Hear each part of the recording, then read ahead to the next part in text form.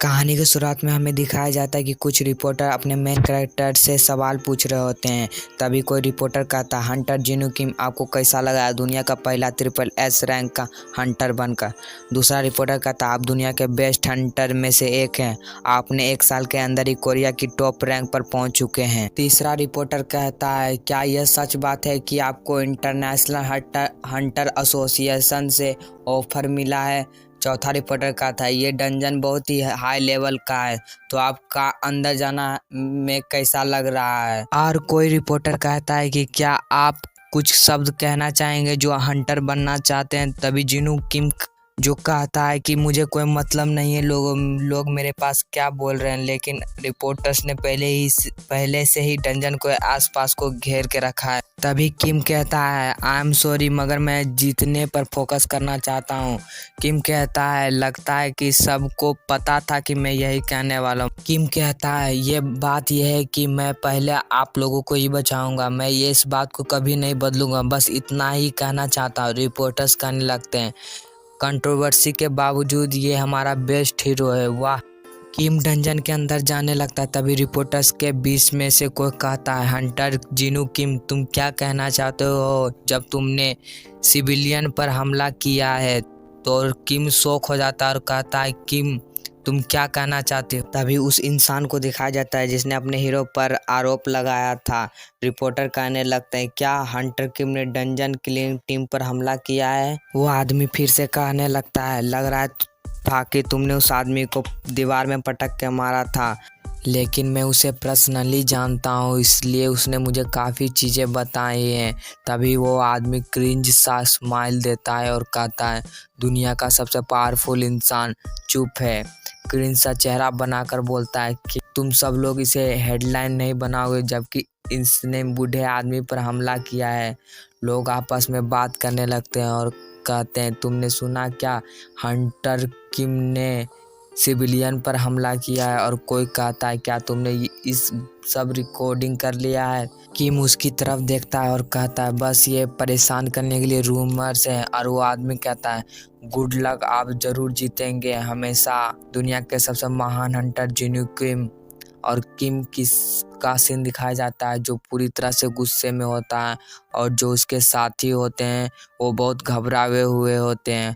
और तभी कोरिया का हंटर एसोसिएशन बिल्डिंग को दिखाया जाता है। ये एसोसिएशन कंट्री को प्रोटेक्ट करने का काम करता है और डंजन और मॉन्स्टरों से भी प्रोटेक्ट करता है। ये एसोसिएशन जिसके पास सुपर नेचुरल एबिलिटीज होती हैं उन्हें ही जमा करती है और उनके टीम बनाकर डंजन्स को भेजती है, और इन्हें हंटर्स कहते हैं। और किम कहता है, टीम 1 का सबसे पावरफुल टीम कहा जाता है, और ये डंजन को क्लियर कर देती है। और इस टीम के मेंबर्स जानते हैं कि सबसे बेस्ट हंटर कौन है। किम अपने बारे में कह रहा होता है, मगर अब देखो ये क्या हो गया। दिखाया जाता है कि किम के ऊपर आर्टिकल छपे हुए होते हैं कि किम ने सिविलियन पर हमला किया है।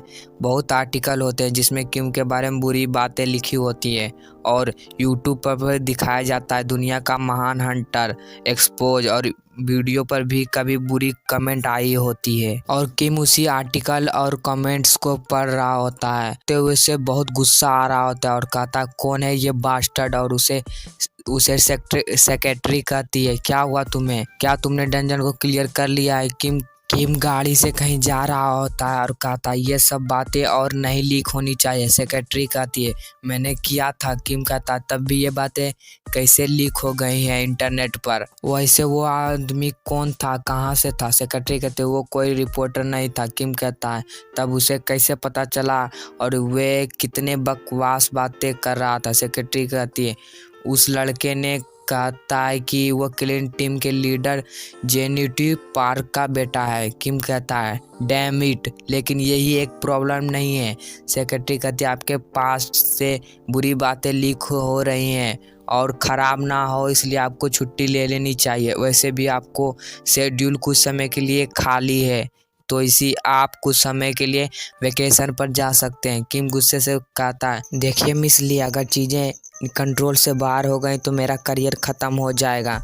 मिस ली कहती है, मैं अच्छी तरह से जानती हूँ। किम कहता, ध्यान रखना मिस ली। मिस ली कहती है, मैं उस पर काम कर रही हूँ। किम कहता, सीरियसली मुझे तो महसूस होता है कि मैं एक मशीन से बात कर रहा हूँ। छोड़ो इस बात को, चेयरमैन ने क्या कहा है? मिस ली कहती है, कुछ नहीं, बस वो ज़्यादा बिजी हैं। इंटरनेशनल एसोसिएशन से बहुत ज़्यादा ही ऑफ़र आ रहे हैं। मेरी बात मानिए, आपको थोड़ी देर इंतज़ार करना चाहिए जब तक अब कुछ ठीक ना हो जाए। किम कहता है, मजाक मत करो, बस वो बात नहीं करना चाहते हैं। किसे पता है कि मुझे काम से निकाल दिया जाए। मैंने ही उसे यहाँ तक पहुँचाया है और मैं उसे कभी इससे दूर नहीं जाने दूंगा। मिस ली कहती है, अच्छा ऐसा है क्या? किम कहता, मुझे तो लगता है तुम रोबोट हो या ऐसा कुछ। मिस ली कहती है, आप चिंता मत करिए, आपका रैंक चेंज नहीं होगा, मगर आपकी पब्लिक इमेज खराब हो सकती है।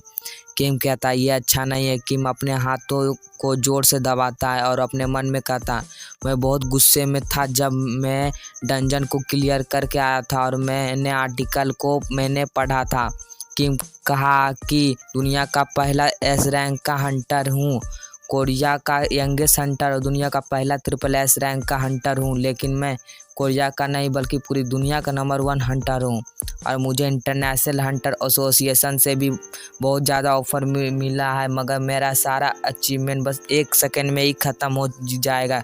किम पूरी तरह से गुस्से में होता है और अपने दांतों को ज़ोर से दबाता है, जिसके कारण उसके मुंह से खून गिरने लगता है। तभी मिस ली कहती है, आप फिर भी क्यों करना चाहते हैं? किम इस बात सुनते ही जाग जाता है और कहता है, वह मेरा कॉलर तक नहीं पहुंचना चाहिए, उसे पहले उसे पकड़ लो। मिस ली कहती है, उसे किसने मजबूर किया होगा? ऐसे भी उन लोगों को साथ में नहीं खोज पाएंगे हम लोग, लेकिन आपको अभी इन सब डायरेक्टली घुसना नहीं चाहिए। किम कहता है, क्या फर्क पड़ता है, मुझे तो याद भी नहीं उसका चेहरा। तभी दिखाया जाता है कि कुछ ट्रक उनका पीछा कर रहे होते हैं और किम कहता है, जब मैं वापस आऊँ तो मैं जेनिट का ध्यान रख लूँगा। जेनिट क्या नाम है उसका, फिर से बताना। तो मिस ली कहती है, उसका नाम जेनिट पार्क है। किम कहता, हाँ वही बास्टर्ड, उसे मेरे पास लाना, मैं उसे कुछ बात करना चाहता हूँ अपने हाथों से। मिस ली कहती है, ठीक है सर। किम कहता है, लोग बस शांति से रहना चाहते। तभी किम के कुछ देखकर शौक हो जाता है और दिखाया जाता है कि एक ट्रक उनके टक्कर मारने के लिए सामने से आ रहा होता है। किम कहता है, मिस ली सामने देखो। दोनों घबराने लगते हैं और ट्रक टक्कर मारने वाली होती है। तभी किम अपना पावर टाइम कंट्रोल को एक्टिवेट करता है और दोनों बच जाते हैं। किम मन में सोचता है, अगर 1 सेकंड भी लेट होता तो मैं मर चुका होता, मगर वह ट्रक एक बार भी नहीं रुका। तभी ट्रक में कोई बोलता है, क्या हुआ, क्या तुमने उसे मार दिया है? मिस ली कहती है, मुझे पता नहीं सर। किम गाड़ी से उतरने लगता है, क्या उन एसोल को डर नहीं लगता क्या? मेरे दिन को खराब कर दिया पूरा। तभी ज़मीन फटने लगती है और उसे कुछ निकलने लगता है और किम पर सब अटैक कर देते हैं और उसको पकड़ लेते हैं।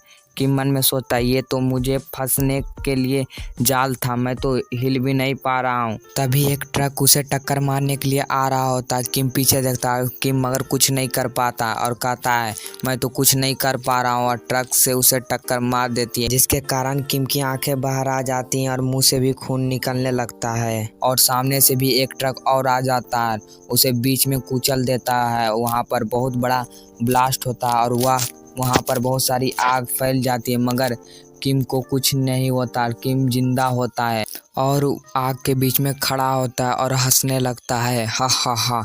कहता है, ये पक्का ही बहुत ज़्यादा गंदा दिन है। किम बैडेस लुक देते हुए कहता है, तुम्हारी हिम्मत कैसे हुई मुझे चैलेंज करने की? तभी दिखाया जाता है कि वहाँ पर बहुत सारे लोग गन लेके उसकी तरफ फायर करने के लिए रेडी होते हैं। एक आदमी कहता है, सारे लोग फायर करने के लिए रेडी रहो। किम पर फायर करने लगते हैं। तभी किम सोचता है, ये पक्का ही सोची समझी चाल है किसी की। दिखाया जाता है कि किम ने काफ़ी लोगों को मार दिया होता है और किम कहता, मैंने तो हज़ारों लड़ाइयों को डंजन में सरवाइव किया है। ये क्या है जहाँ पर लोग लाइफ और डेथ के लिए फाइट करते हों? किम कहता, कौन है जो मुझे मारना चाहता है और वो क्या सोच रहा है? किम घुटने पर आ जाता है क्योंकि उसकी बॉडी से बहुत ज्यादा खून बह चुका होता है। तभी कोई बंदा उसके सिर पर बंदूक तान देता है। किम कहता है ये गन ब्लू लाइट के साथ, ये तो टाइटन गन है सुपर नेचुरल एबिलिटी के साथ।